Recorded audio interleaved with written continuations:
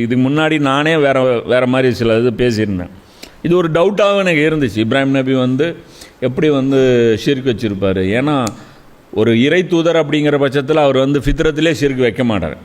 அவர் ஷிர்க் வைக்கக்கூடாது, சரியா? ஃபித்ரத்திலே அவர் வைக்கக்கூடியவராக ஒருபோதும் எந்த இறை தூதரும் அறியாமை காலத்திலோ அறியாமைக்கு பின்னோ முன்னாடியும் பின்னாடியும் அவங்க வாழ்க்கையில் ஷிர்க்கு இருக்காது. ஷிர்க்கு அவங்க எந்த காலத்துலையுமே வைக்க மாட்டாங்க.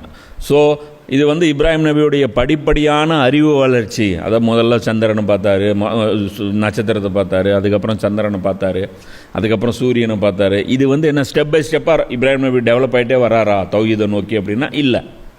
நான் ஆமான்னு சொல்லி இதுக்கு முன்னாடி பேசியிருந்தேன். இதில் இதே கருத்து தான் மௌலானா மௌதூதி சொல்கிறேன். ஆனால் வேறு தப்சீர்களில் என்ன வருது, இல்லை இவர் டிஃபால்ட்டே இவர் தௌஹீதில் தான் இருந்திருக்காரு, இருக்கணும். ஏன்னா நபிமார்களுடைய கண்டிஷனில் ஒரு கண்டிஷன் பழைய வாழ்க்கையும் அவங்களது தூய்மையாக இருக்கணும். அதே மாதிரி இந்த சம்பவத்தை இந்த சம்பவம் பார்த்திங்கன்னா 74லேருந்து தொடங்குதா, 83 முடியுது. கடைசியாக முடிக்கும்போது அல்லாஹ் என்ன சொல்கிறான், இவ்வாறு ஹுஜ்ஜத்தை அந்த சமுதாயத்தின் மீது இப்ராஹிம் நிறுவினார், அதற்காக நாம் இவ்வாறு அவருக்கு சொல்லி கொடுத்தோம் அப்படின்னு அல்லாஹ் சொல்கிறோம். அப்போது வேலை அந்த சமுதாயத்தின் மேலே ஹுஜ்ஜத்தை நிறுவுவது.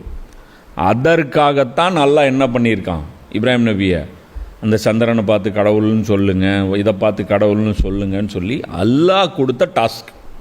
ஸோ அந்த அடிப்படையில் தான் அவங்க சொன்னாங்க. அவங்க முதல்லையே அவங்க இணை வைப்பில் கிளியர் கட்டாக அவங்க இருந்திருக்காங்க. இருந்ததுனால தான் இதையெல்லாம் தூக்கி எறிஞ்சிருக்காங்க. அவங்க அதில் தேனை நக்கியிருந்தாங்கன்னா அவங்க பேசுகிற தகுதி இழந்திருப்பாங்க. புரியுதா நான் சொல்கிறது?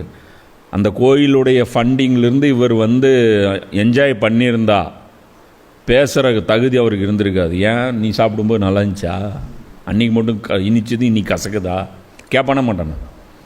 நம்மால் கேட்பாங்க, கண்டிப்பாக கேட்பாங்க. பனீசா அதுவும் அந்த காலத்து மக்கள் கேட்பாங்கள, கண்டிப்பாக கேட்பாங்க. இத்தனை நாள் அனுபவிச்சுட்டு இப்போ கூத்தடிச்சுட்டு உங்கள் அப்பாவோட சேர்ந்து ஆட்டம் போட்டு இப்போ திடீர்னு நீ யோக்கியம் வேஷம் போடுற, இப்போ உனக்கு ஏதோ உடம்பு முடியல, ஏதோ ஒன்று சொல்லு, வயசான காலத்தில் அல்லது ஏதோ ஒன்று சலிச்சு போச்சுன்னு சொல்லிட்டு நீ அதுக்கப்புறம் திகட்டிடுச்சின்னு சொல்லிட்டு நீ அதுக்கப்புறம் வர்ற அப்படின்னு சொல்லுவாங்க. ஸோ அதனால் இப்ராஹிம் நபியை பற்றி இந்த ஒரு கருத்து, இது என்னுடையது, விருப்பம் இருந்தால் ஏற்றுக்கலாம், இல்லைன்னா அது தூக்கி கூட போடலாம். தேவையில்லாமல் கமெண்ட்லாம் போட்டு அது இப்படி இல்லை அப்படி தான், அது அப்படி இல்லை அப்படி தான் சொல்லி நேரத்தை வேஸ்ட் பண்ணாதீங்க, சரியா? இது ஒரு கருத்து, அது ஒரு கருத்து, ரெண்டு கருத்தில் நான் இதை சரின்னு நினைக்கிறேன், அவ்வளோதான்.